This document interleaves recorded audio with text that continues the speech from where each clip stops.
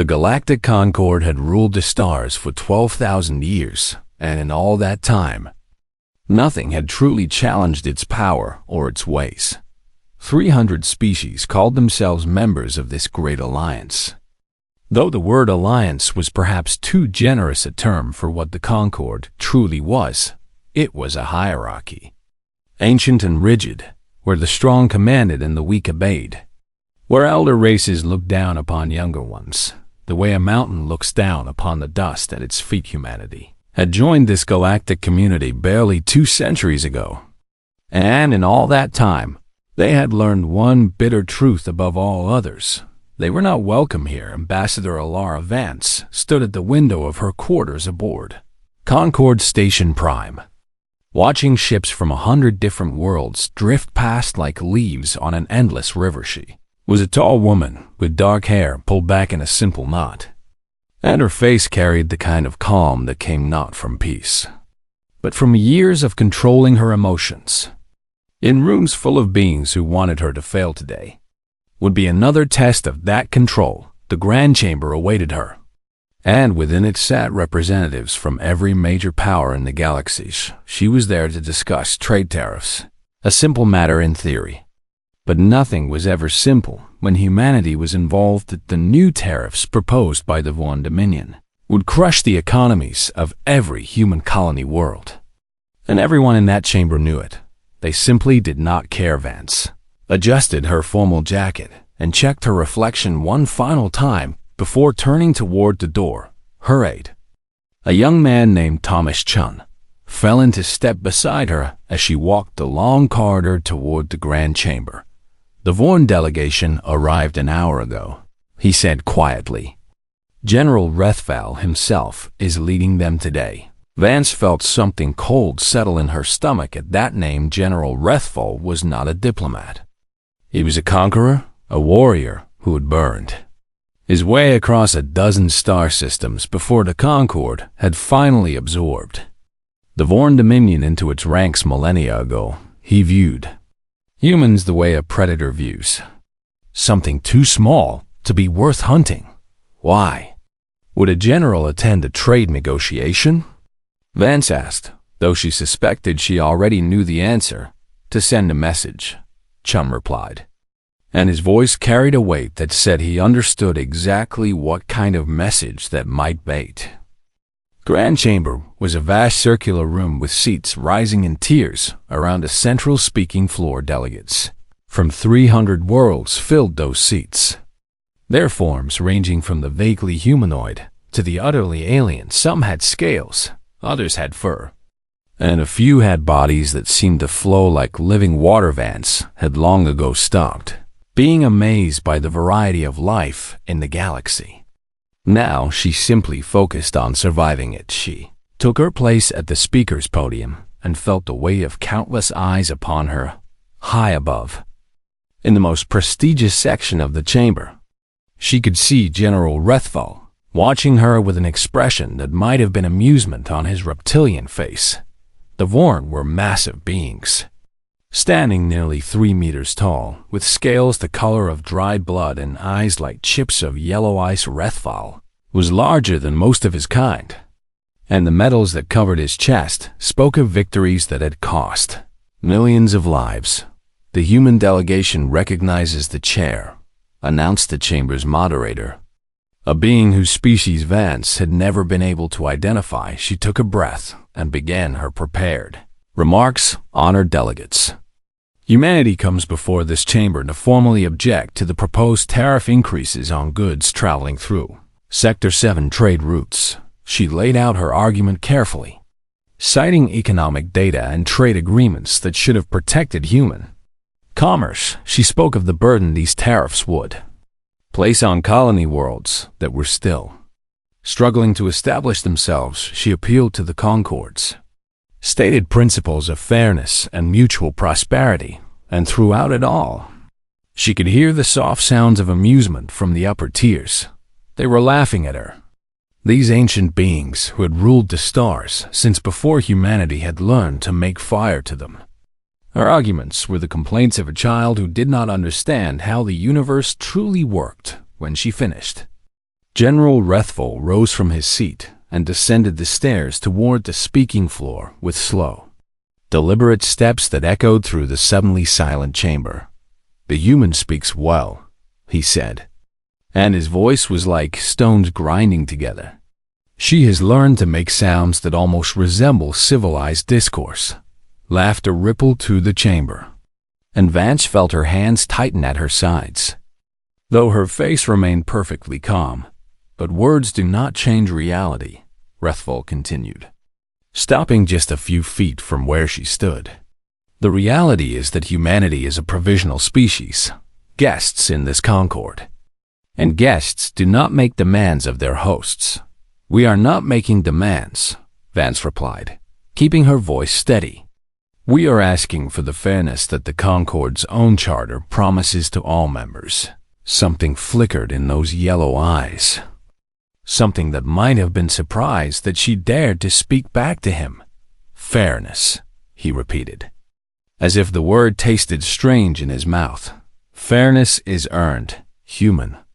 It is not given to species that have barely learned to crawl between the stars." He took another step closer, and now Vance could smell him.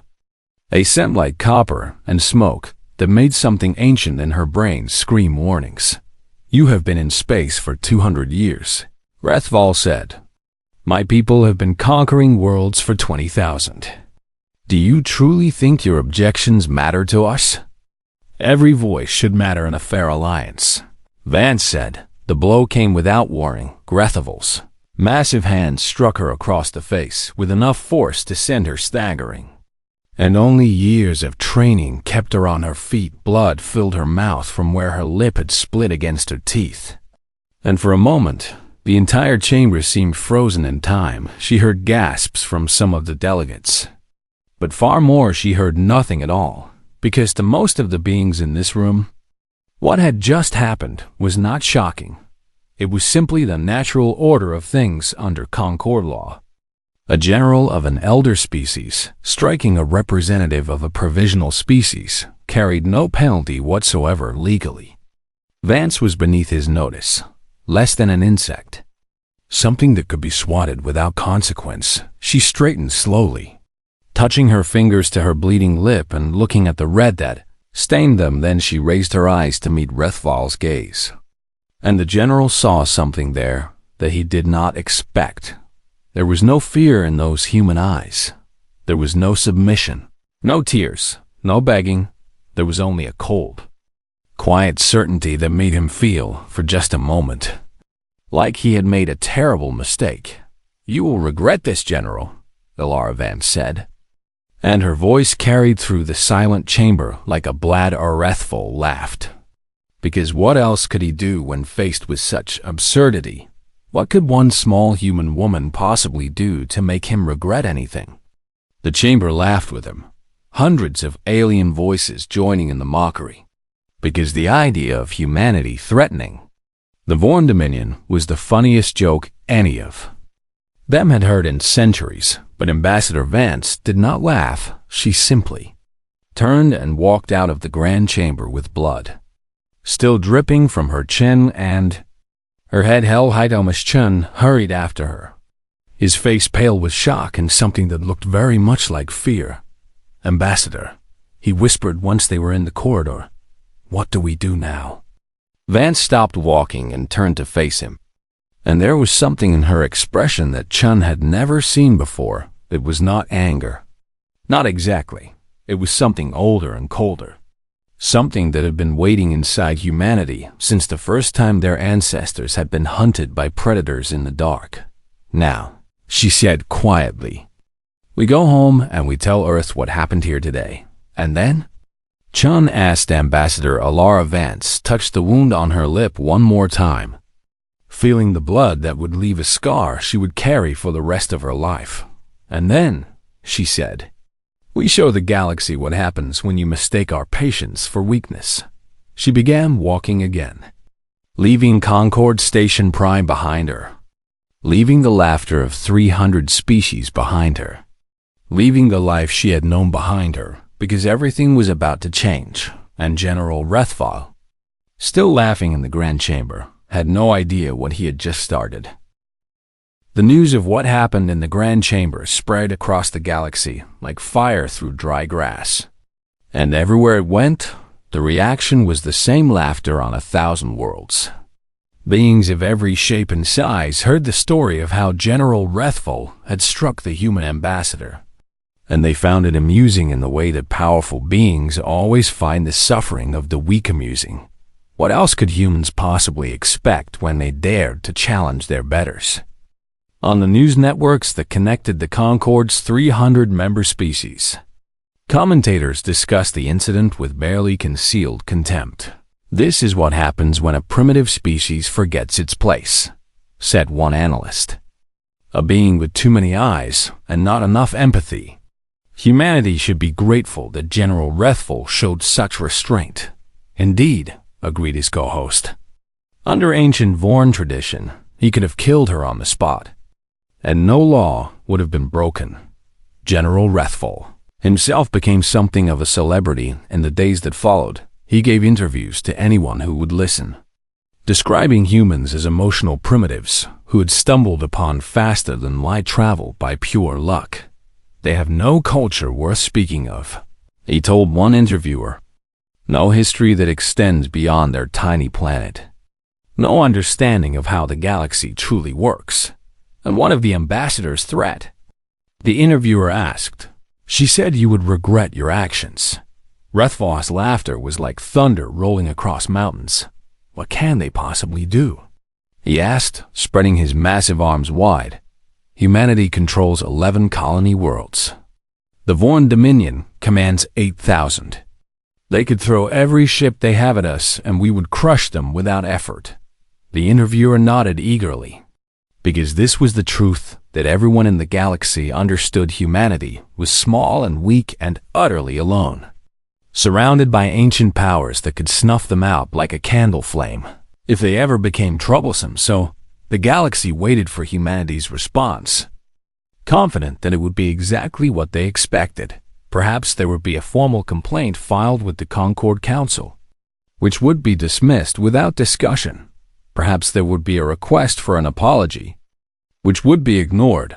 Perhaps the humans would impose sanctions. Though what could they possibly sanction when they had nothing the galaxy truly needed? Instead, something strange happened. Ambassador Vance returned to Earth and disappeared from public view entirely.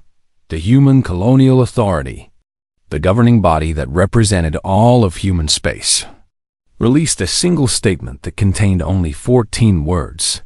"We are evaluating our position within the Galactic Concord at this time."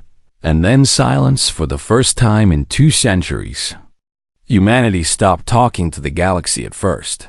No one noticed, because no one had been listening to them anyway. But slowly, day by day, the absence began to make itself felt in small and unexpected ways. Human workers had spread throughout the Concord over the past 200 years, taking jobs that other species considered beneath them. They worked as engineers on space stations, as technicians on starships, as doctors in hospitals, as translators in diplomatic offices, as researchers in laboratories. They were everywhere and nowhere, invisible in the way that servants are always invisible to their masters. And now, one by one, they were leaving. The first to notice were the space stations that suddenly found themselves short-staffed human technicians who had maintained critical systems for decades, simply packed their belongings and boarded ships heading back to human space when station commanders demanded explanations. They received polite but firm resignations and nothing more. And the factories began to feel the lost human. Engineers had a reputation for fixing problems that other species could not solve, for understanding machinery in a way that seemed almost instinctive. Without them, production lines began to slow, and breakdowns that once would have been fixed in hours now took days or weeks. The medical centers came next.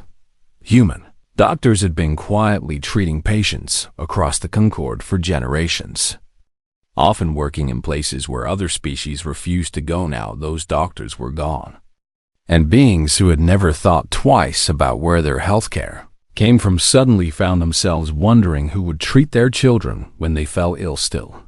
The galaxy did not worry, because the loss of human workers was an inconvenience, not a crisis. There were always other workers, other engineers, other doctors who could fill the gaps that humanity left behind. What finally made the elder races take notice was not the missing workers, but the missing goods human made. Products had become quietly essential throughout the Concord, in ways that no one had truly appreciated there. Computers were faster and cheaper than anything else on the market. Their medical equipment was more reliable.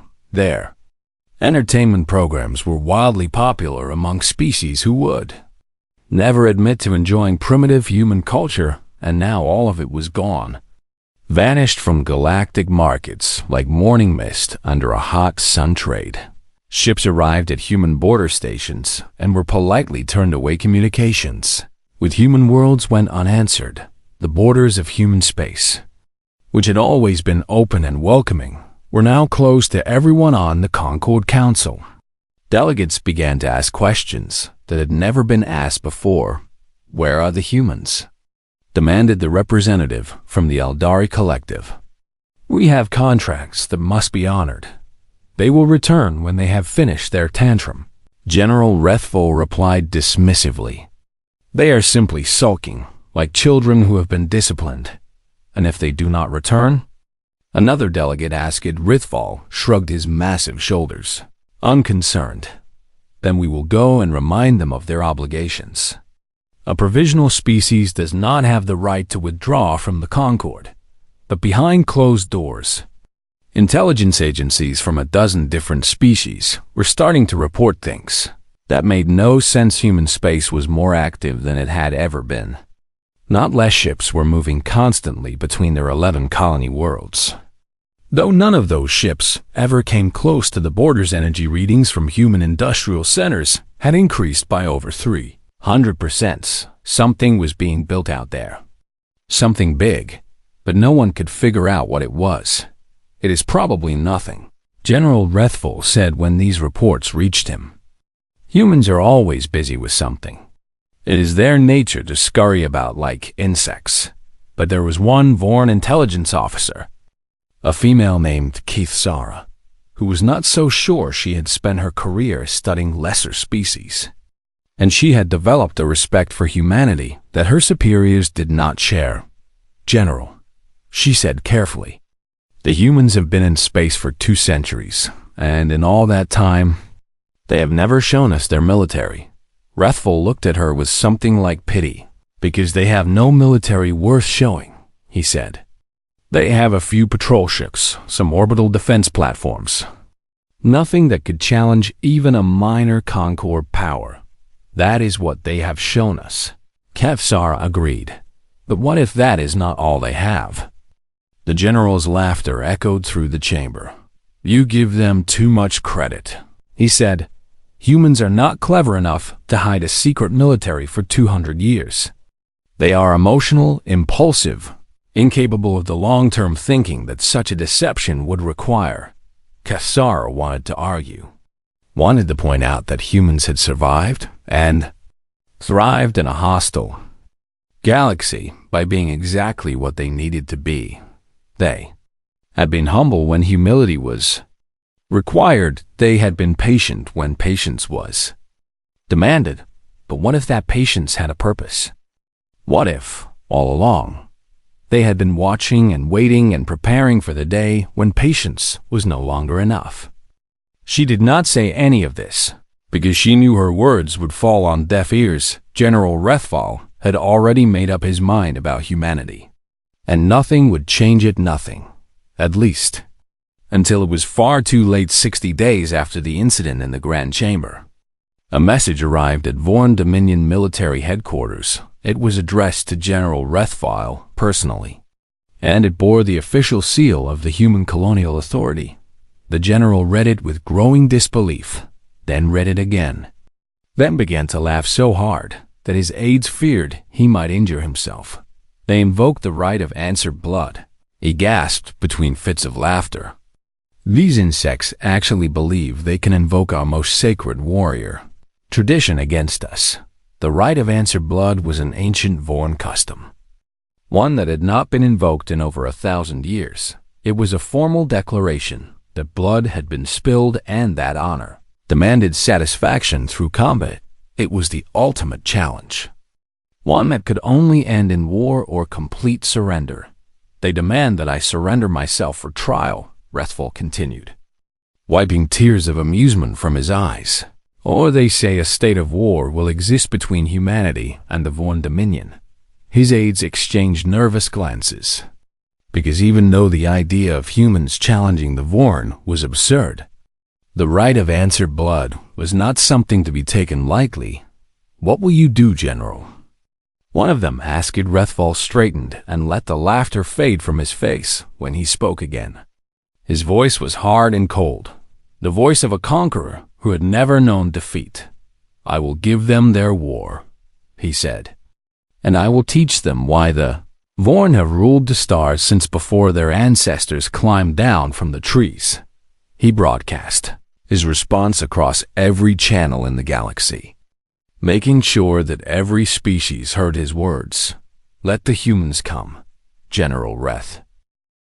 Day 31 began like any other day in Vorn spaceships, moved between worlds carrying cargo and passengers. Military stations hummed with the routine activity of an empire at peace. And General Rethful sat in his command center, reviewing reports with the bored expression of a predator who had run out of prey. The human deadline had passed at midnight, and nothing had happened. No fleets had appeared at the borders. No attacks had been launched, nothing at all.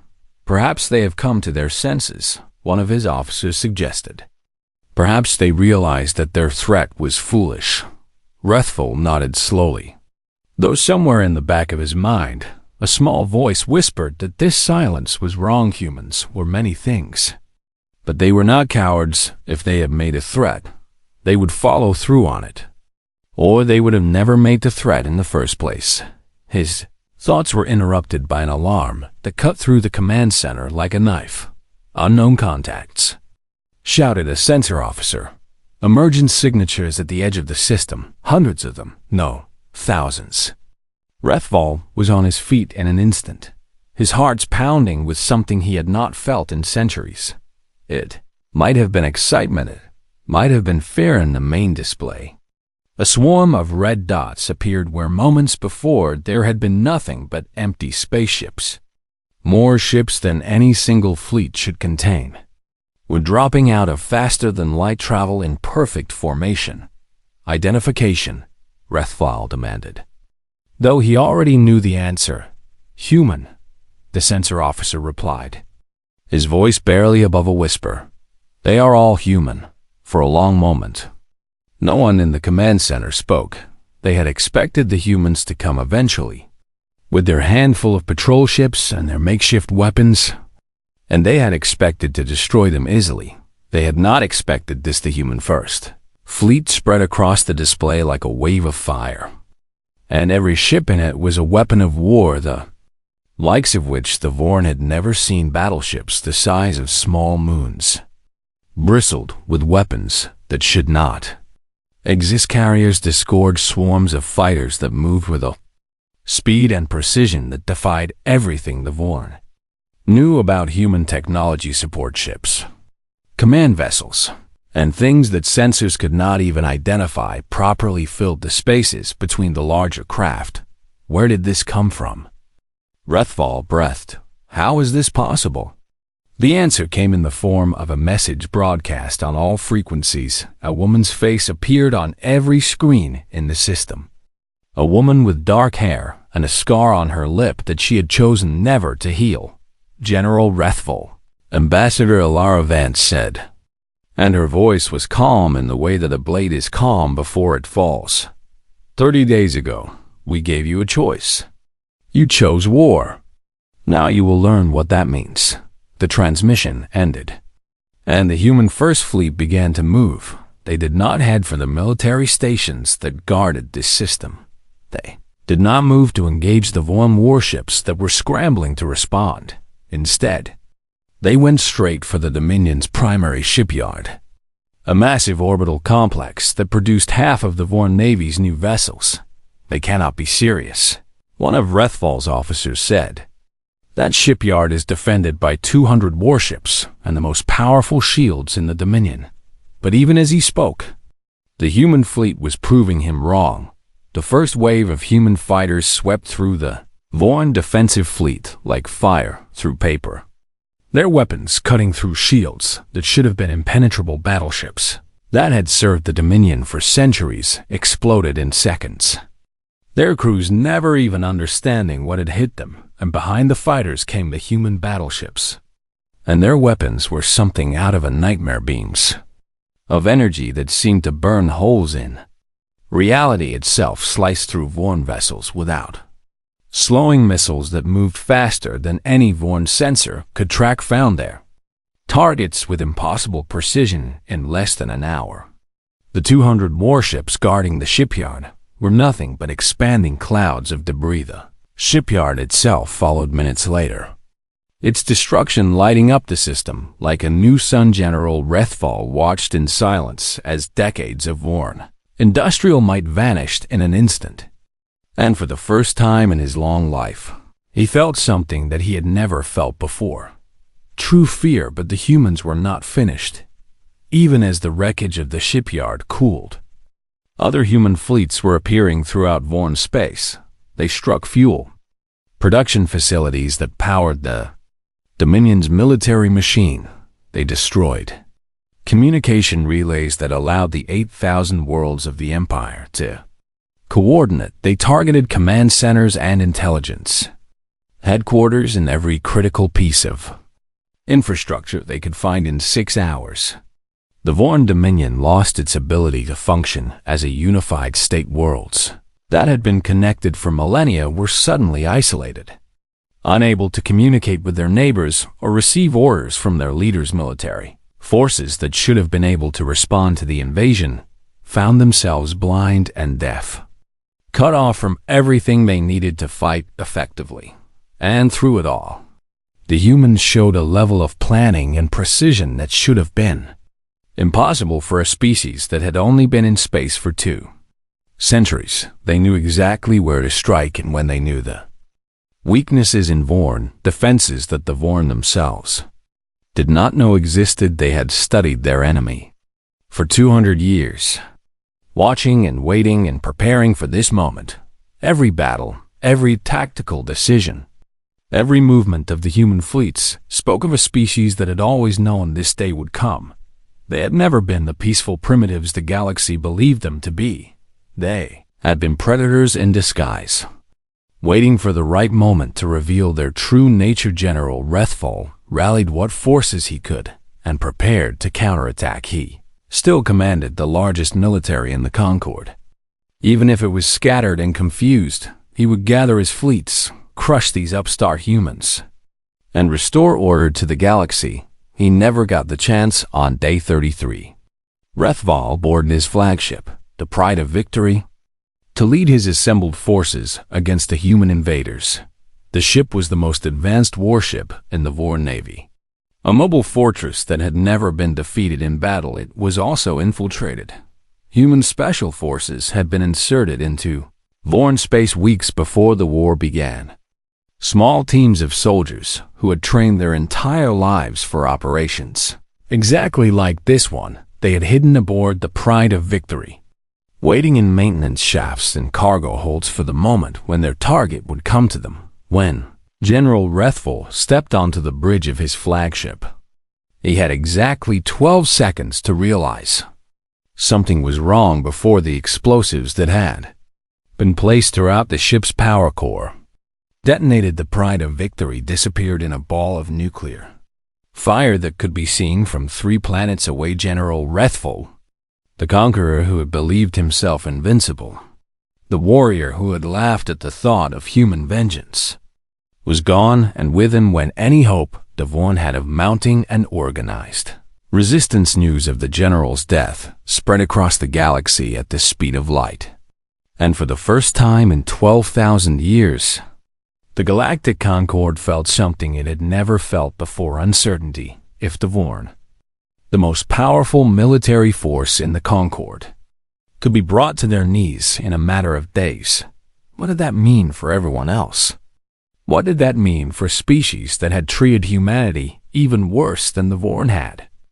Emergency sessions were called. Ambassadors who had laughed at Alara Vance now spoke her name in whispers and everywhere. Beings who had believed that the order of the galaxy was fixed and unchangeable began to wonder if they had been wrong about everything on a human battleship at the heart of what had been Vorn space. Ambassador Vance received reports from across the front lines. The war was going exactly as planned, which meant it would be over soon. Humans did not fight the way other species fought. They did not believe in long, grinding wars of attrition that lasted generations. They believed in striking fast and hard and ending conflicts before they could spiral out of control. Ambassador, our aide Thomas Chun said, "The Vorn High Command is requesting a ceasefire." Vance nodded slowly. Unsurprised, "Tell them our terms are not negotiable," she said. "Full reparations, territorial concessions, and every officer involved in the decision to ignore the attack on me will stand trial for war crimes." "They will never agree to that," Chum said. Vance looked at him with an expression that made him take an involuntary step back. "Then, we continue fighting until they do," she said. Simply, the war that the galaxy thought would last decades would be over in 11 months, but its effects would last forever. Because the universe had finally learned a truth that humanity had always known: patience is not weakness, kindness is not submission, and when you strike at those who have done nothing to deserve your hatred, you should be prepared for them to strike back. The Vorn had started this war with a single blow to a woman's face. Humanity would end it by reshaping the galaxy itself. Let the humans come, General Rethfall declared. "We will teach them why the Vorn have never lost a war." Somewhere in human space, Ambassador Alara Vance watched the bro. The war lasted 11 months, though calling it a war felt increasingly absurd as the weeks went by. Wars, according to galactic tradition, were supposed to be slow and grinding affairs that stretched across generations. They were supposed to involve massive fleets clashing in open space, formal declarations of victory and defeat, and negotiations that could take longer than the fighting itself. The Vorn had fought such wars for 20,000 years, and they had won every single one of them. But humans did not fight like the Vorn. Humans did not fight like anyone the galaxy had ever seen. They struck from shadows, appearing without warning and vanishing before retaliation could arrive. They attacked at night when other species rested, used tactics that the Concord considered dishonorable, and showed no respect for the ancient traditions of galactic warfare. Commanders would spend weeks planning a counterattack against a human position, only to find that the humans had already moved, leaving behind nothing but empty space and sometimes traps that made the Vorn pay dearly.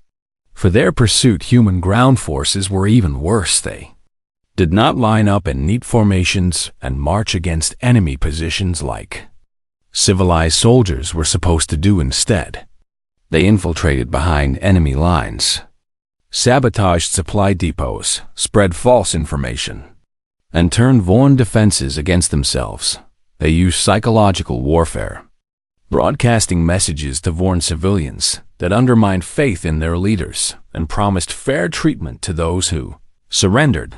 This was considered deeply shameful by galactic standards. But the humans did not seem to care about galactic standards. They cared about winning, and they were very good at it. By the 3rd month, the Vorn Dominion had lost control of over 1,000 worlds. By the 6th month, that number had risen to 3,000. By the 9th month, the Dominion's government was in complete disarray, with different factions fighting among themselves almost as much as they fought the humans. And through it all, the Galactic Concord watched and argued and could not decide what to do. Emergency Sessions were held almost daily in the Grand Chamber, the same chamber where Ambassador Vance had been struck, where the galaxy had laughed at her promise of consequences. No one was laughing now. "We must intervene," demanded the representative from the Aldari Collective. "If humanity destroys the Vorn Dominion, the balance of power in the galaxy will be shattered forever." "And what do you propose we do?" asked another delegate, a being from a species that had itself been oppressed by the Vorn centuries ago. "Send our fleets to die alongside theirs?" "The humans have committed no crime against the Concord as a whole," pointed out a third voice. The Vorn struck first. "The humans are simply defending their honor." "Defending their honor?" The Aldari representative sputtered. "They are conquering an empire. An empire that thought it could attack their representative without consequence," the third delegate replied calmly. "Perhaps this will teach others to be more careful in the future." The debates went on and on, but no consensus could be reached. Some species wanted to crush humanity before it became too powerful. Others wanted to stay out of the conflict entirely, afraid of drawing human attention to themselves. And a few, a small but growing number, were beginning to think that perhaps humanity had been right all along. Perhaps the Concord's treatment of younger species had been wrong. Perhaps change was not just necessary, but long overdue. Among this last group were species that had themselves been provisional members once, species that remembered what it was like to be looked down upon and treated as less than nothing. They watched the human victories with something that was not quite satisfaction, but was certainly not disappointment either, and they began to reach out to human diplomatic channels, quietly and carefully, to explore what a new galactic order might look like in the 11th month of the war. With the Vorn Dominion teetering on the edge of total collapse, Ambassador Alara Vance returned to Concord Station Prime. She came with a single ship, no fleet, no military escort, just a diplomatic vessel carrying a woman who had become the most feared human in the galaxy. The pasta was diplomatic vessel carrying a woman who had become the most feared human in the galaxy. Grand Chamber fell silent as she walked to the speaker's podium. The same podium where she had stood a year ago, where her blood had stained the floor before it was cleaned away. The scar on her lip was still visible, a permanent reminder of what had started this conflict. She looked up at the assembled delegates of 300 worlds, these ancient beings who had ruled the stars since before humanity existed. And when she spoke, her voice carried to every corner of the chamber. 2 centuries ago, humanity reached the stars hoping to find allies, she said. We found instead a hierarchy that treats young species as servants, as things to be exploited and discarded when they become inconvenient. She paused, letting her words sink in. We tried peace, she continued. We tried patience. We tried to earn your respect through hard work and quiet diplomacy. We spent 200 years proving ourselves, only to be told again and again that we were not good enough, that we would never be good enough. Her voice hardened. General Rethval struck me in this very chamber, and this chamber laughed. You laughed because you believed we were weak, because you believed we would accept any humiliation rather than fight back. She touched the scar on her lip. You were wrong. The silence in the chamber was absolute. We did not want this war, Vance said. We have never wanted war, but we were prepared for it, because we learned long ago that being peaceful and being weak are not the same thing. She looked up at the seats where the Vorn delegation had once sat, now empty. The Vorn Dominion has sued for peace. They have agreed to full reparations, territorial concessions, and the trial of their surviving military leadership for war crimes. They had no choice, because we gave them none. A murmur rippled through the chamber, delegates whispering to each other in 100 different languages. But this is not just about the Vorn, Vance continued, raising her voice to cut through the noise. This is about the Concord itself. About a system that allowed one species to strike another's representative without consequence. About laws that treat some beings as less than others based solely on how long their species has been in space. She straightened her shoulders and spoke the words that would change the galaxy forever. Humanity did not fight this war to conquer the Vorn. We fought it to prove a point, and the point is this. We will no longer accept being treated as lesser beings. We will no longer accept the doctrine of provisional species. And we will no longer accept a galaxy where the strong can abuse the weak without consequences. The chamber erupted in chaos.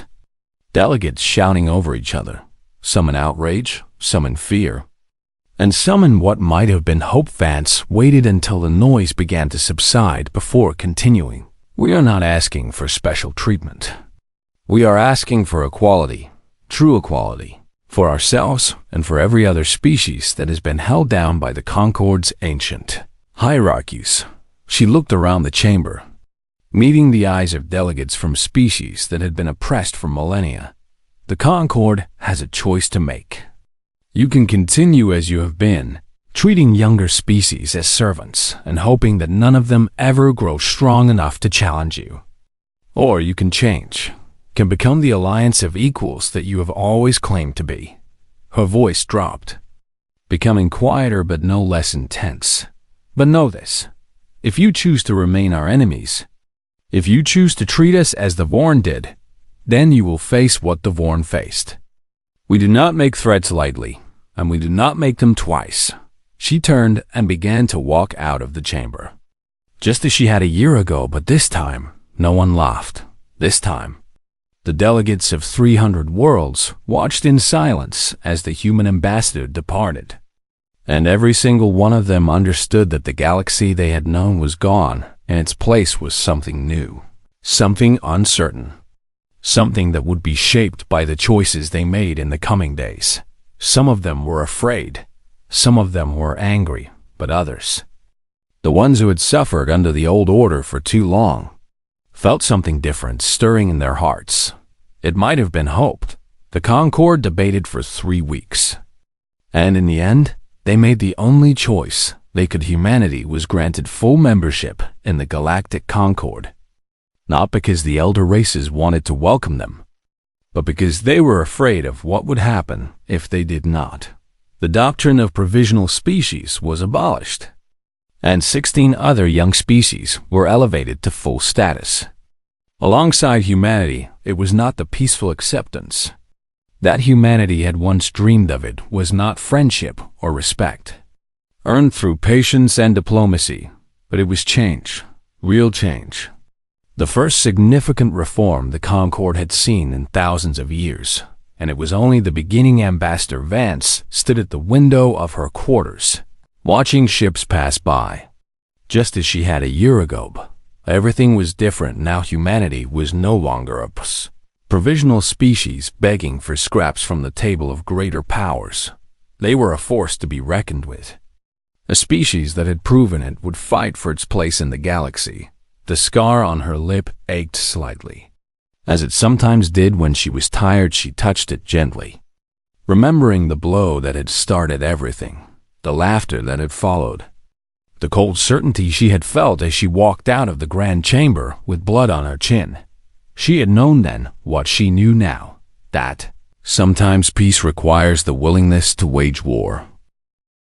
1 year after the war ended, the galaxy had become a different place.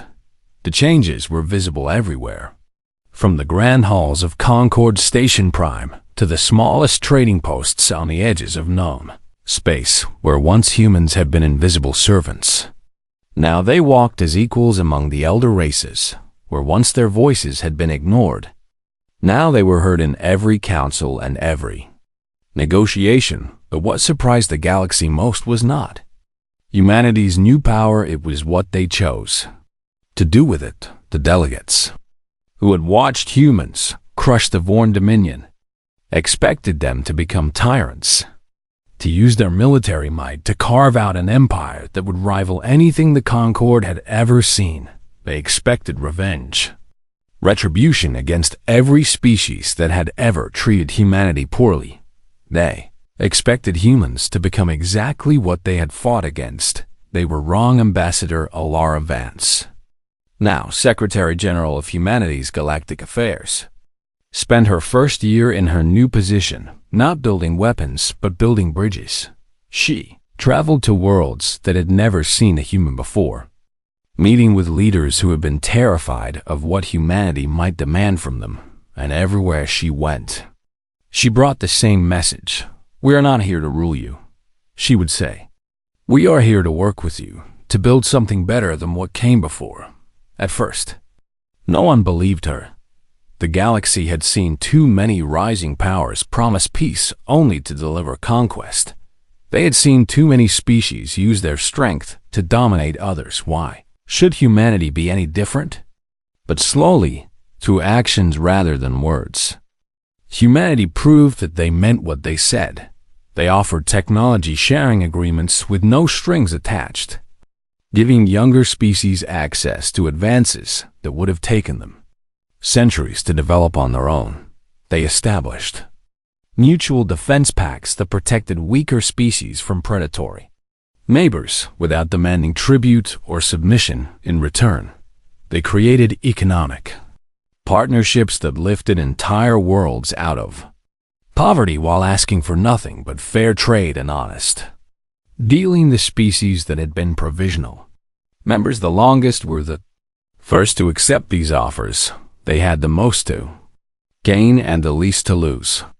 And they remembered too well what it was like to be powerless when they found that humanity kept its promises, that the aid was real and the partnerships were genuine. Word began to spread.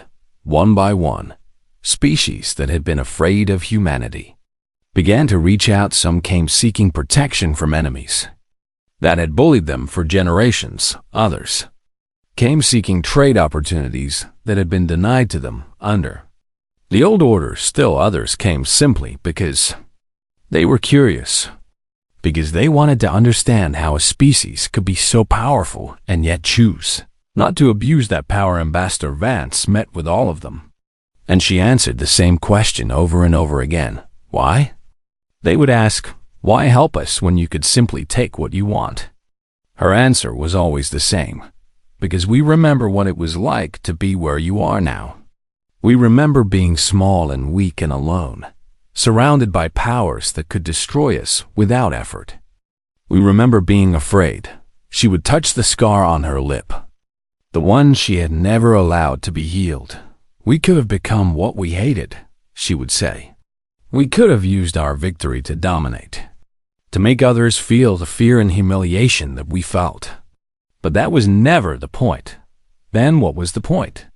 They would ask, and Vance would smile, a real smile that carried warmth rather than threat. The point was to ensure that no one would ever think they could strike us without consequence. Now that is established. We would rather have friends than subjects. Not everyone accepted humanity's offered hand. Some of the elder races remained hostile, convinced that humanity's kindness was merely a mask for future conquest. They formed alliances against the humans, built up their militaries, and waited for the moment when humanity would reveal its true nature. That moment never came. Years passed. Then decades, and humanity continued to do exactly what it had promised. The species that had accepted their friendship prospered. The alliances grew stronger, and the elder races that had refused to change found themselves increasingly isolated, left behind by a galaxy that was moving in a new direction. In the war colleges and diplomatic academies across known space, a new doctrine emerged. It had no official name at first, but everyone who studied galactic affairs came to know it by heart. The doctrine was simple: humanity was patient, sometimes patient beyond all reason, willing to endure insults and setbacks that would drive other species to immediate violence. Humanity was kind, genuinely interested in helping others and building relationships based on mutual respect rather than fear. Humanity preferred peace, would choose negotiation over conflict whenever possible, and would go to extraordinary lengths to avoid bloodshed, but underneath all of that patience and kindness and preference for peace, there was something else, something that had been forged in the fires of 100,000 years of survival on a dangerous world. Something that had been tested and proven in the war against the Vorn humans did not start fights, but they finished them, and they finished them in ways that their enemies never forgot 50 years after the war. A young delegate from a species called the Kethari arrived at Concord Station.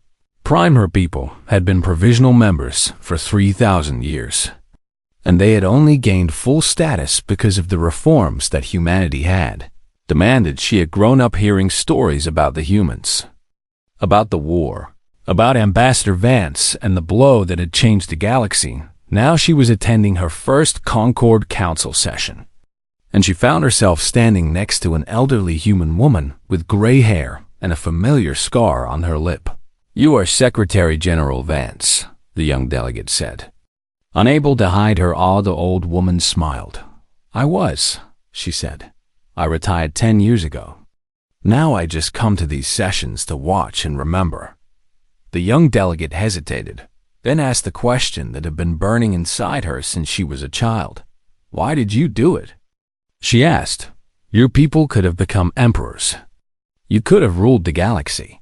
Why did you choose to share your power instead?" Vance was quiet for a long moment, looking out at the grand chamber where delegates from hundreds of worlds were taking their seats. "When General Rethvale struck me," she said finally, "he believed he was putting me in my place. He believed that violence was the answer to everything. The power existed only to be used against the weak." She turned to look at the young delegate. "We proved him wrong about our weakness. We could have proven him right about power. We could have become exactly what he was, using our strength to crush anyone who stood in our way." Her eyes grew distant, remembering. "But that would have meant he won," she said. "That would have meant that everything he believed about the universe was true. That strength is only for domination, that kindness is only weakness, that the strong will always prey upon the weak." She shook her head. "We chose differently. We chose to be strong and kind, powerful and patient, feared and trusted all at once. We chose to prove that another way was possible. And did you succeed?" The young delegate asked. Vance smiled and gestured at the chamber around them. "Look around you," she said. 50 years ago, your species could not vote in this chamber. Now you stand here as an equal, free to speak your mind and shape the future of the galaxy. That is our answer." The young delegate looked out at the chamber, at the hundreds of species that had once been trapped in a rigid hierarchy, now working together in ways that would have been unthinkable a century ago. It was not a perfect system there. Were still conflicts, still injustices, still beings who longed for the old ways, but it was better than what had come before. And it was getting better all the time. "One more question," the young delegate said. "If someone threatened humanity today, if another species struck one of your ambassadors the way the Vorn did, what would you do?" Elara Vance looked at her for a long moment, and the young delegate saw something in those old eyes that made her understand why the galaxy had learned to respect humanity. It was not cruelty, it was not aggression, it was simply certainty, absolute and unshakable. The certainty of a species that knew exactly who it was and what it was capable of. "We would remind them," Vance said quietly. "As many times as necessary." The young delegate nodded slowly, understanding at last the lesson that the galaxy had learned half a century ago. Do not mistake humanity's patience for weakness. Do not mistake their kindness for submission. Do not mistake their preference for peace as an inability to wage war. Because when humanity fights, they fight to win, and they have never, not once in their entire history, forgotten how to be dangerous. The session began, and the young delegate took her seat among the representatives of 100 different species above her. Carved into the wall of the grand chamber, were words that had been added after the war. Words that every delegate saw whenever they entered this room. They were in every language the Concord knew, translated so that no one could claim ignorance of their meaning. The words were simple: peace through strength, friendship through choice, and justice for all who seek it. Below the words, smaller but no less important, was a single sentence that had become the unofficial motto of the new galactic order: humanity remembers, and the galaxy, for the first time in 12,000 years, had learned to remember as well that sometimes kindness must be backed by strength, and that humanity, for all its patience and all its hope, would never,